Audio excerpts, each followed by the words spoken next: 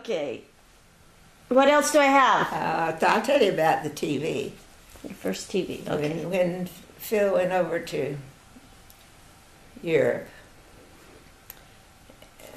TVs had had come out actually, when we went over to Europe. That was when Clifton and Nancy and Richard were born, that area. But in Germany, the place we rented had a TV. And of course it was in German. But once in a while we'd turn it on and watch it and see it. And we came home and Phil wanted a TV. Well, I didn't want a TV. I didn't want things taken away from the kids playing, you know, and that sort of thing. And I didn't think TVs were that great. Never really have, to be honest with you. And so we were without TVs for several years. And then finally one year, my birthday came around, and guess what Phil gave me for my birthday? It was our first TV. And we've had them ever since.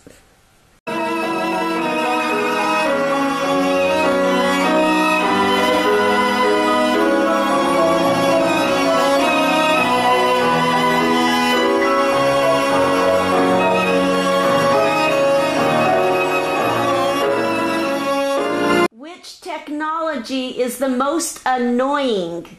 More what? Annoying. To me? Yes. Right now, I think texting on cell phones is the most annoying to me. I keep reading of where somebody's been killed by somebody who was texting, and that just breaks my heart. Oh, yeah.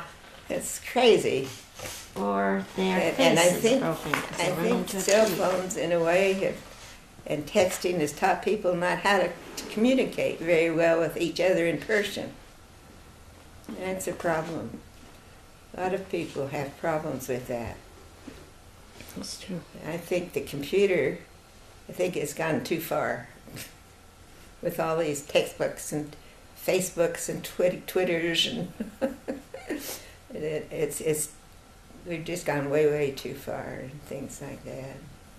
It's too free and easy. Okay.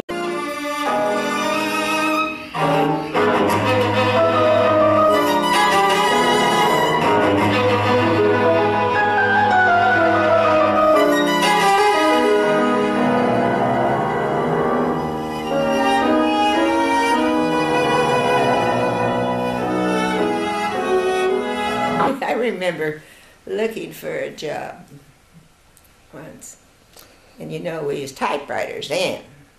Mm-hmm. And we used a typewriter. Computers were not available. And they came out with a typewriter that corrected, a correcting typewriter. Oh, that was such a blessing. I remember going to an interview, and I can't remember who it was with or where, but this woman was demonstrating this typewriter and how it erased. Now, I'm not sure you could all do this, but this is how you do it. I couldn't believe it. I think about that now. I think that simple little step, just putting your finger down and touching that. She was feeling so proud of herself that she could do it. That's one of the technologies I remember. I remember the computers. You guys should remember that. Big rooms of them. Yeah, I remember that. And how times have changed. Times have changed so fast, so rapidly.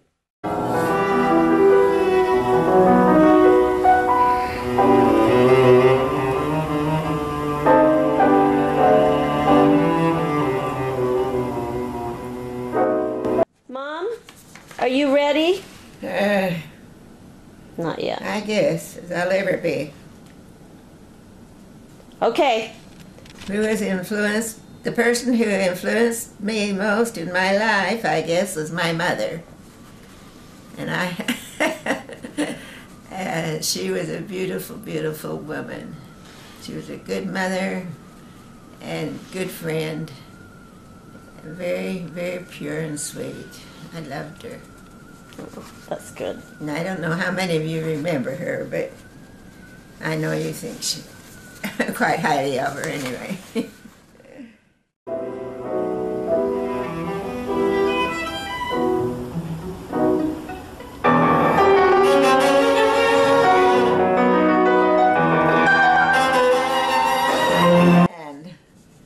What was the happiest moment in my life? Oh, I've had many happy moments. Many, many. Every time I had a child, I was happy. It was when I was born. When all of you were born. Well, thankfully, I was glad to have it over with. Giving birth's not easy. But I was thankful it's over with. The happiest moment, I don't recall that there's been a happiest moment. I don't know. I've had many happy moments in my life because I've enjoyed my family. I want you to know that. What am I most proud of? My family again. Here it comes back to that. I just can't imagine life without it.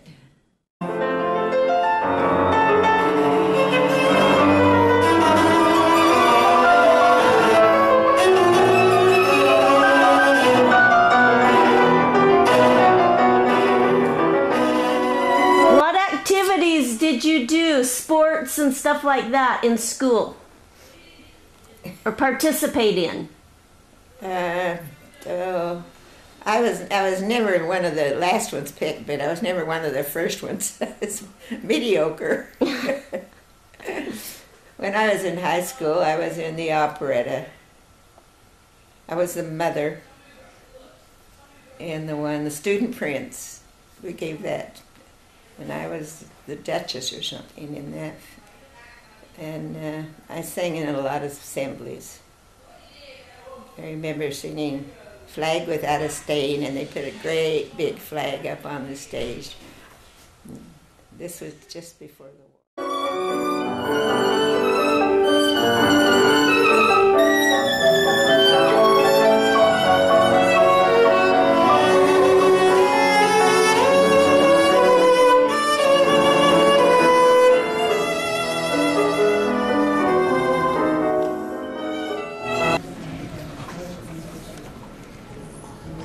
What are some of the biggest lessons you've learned in life? To relax. To don't get upset over every little thing that comes along.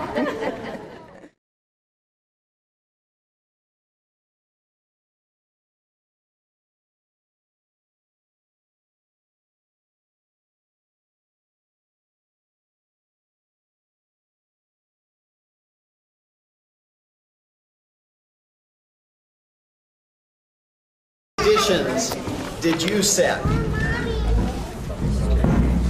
I just That's the question. Every 5 years you have a reunion when I have. Oh, my tradition is when it gets cold here, I go and visit my family every winter. That's a tradition. Yep, that's a tradition.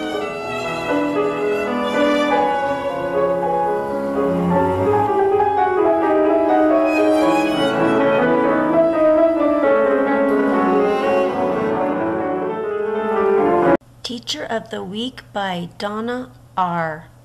Most people are born in hospitals, homes, or even on airplanes, but our teacher of the week had to be just a little bit different. Was it her fault if her father was in an unusual occupation? Was it her fault if she just happened to be born in her father's place of business? Why, of course not. So she very proudly reports that she was born in a mortuary in the state of Utah. Our teacher of the week is a blonde, gray-eyed Mrs. who would rather eat eggs than anything else. This is her second year at teaching, but her first year at CHS. Her favorite color is blue, and her pet peeve is people who are selfish.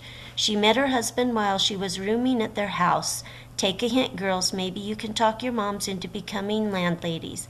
You have probably all seen our teacher of the week around the campus, either in the gym or busy teaching history. She's Mrs. Vivian Grindstaff, and she says she likes kids because they are so energetic.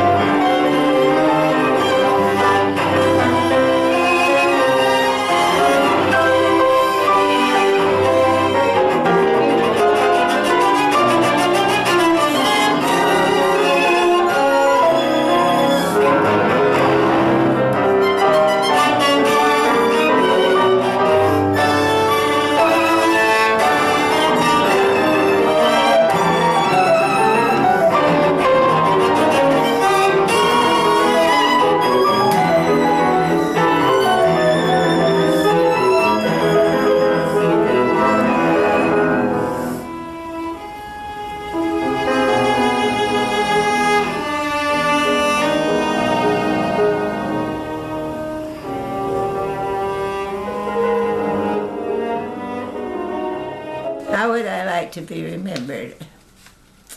I really hadn't thought about that, but I hope they're good memories for you people, because I love you all.